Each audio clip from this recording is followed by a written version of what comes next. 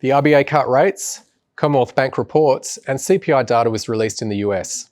It was a big week for news flow in markets. I'm Michael Mulseed, Head of Institutional Portfolio Management, and welcome to the Morningstar Market Minute, where we break down what happened this week in markets and how it impacts portfolios.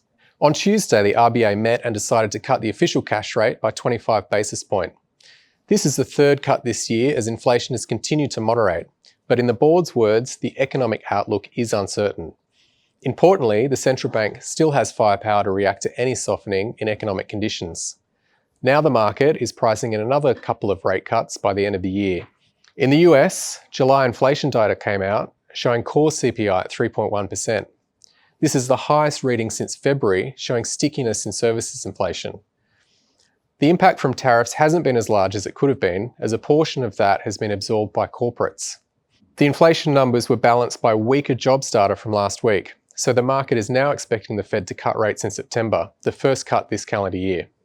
Meanwhile, as Australian reporting season rolls on, we saw the ASX's largest company, CBA, report earnings.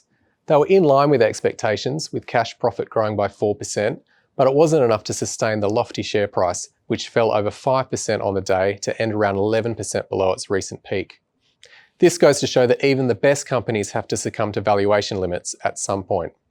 In portfolios, our positioning remains broadly unchanged, preferring the diversification of global equities over Australian shares and searching for pockets of attractive value in what remain generally fully priced markets.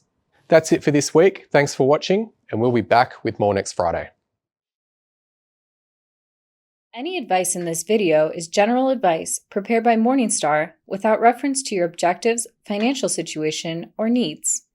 You should consider the advice in light of these matters and any relevant product disclosure statement before making any decision to invest.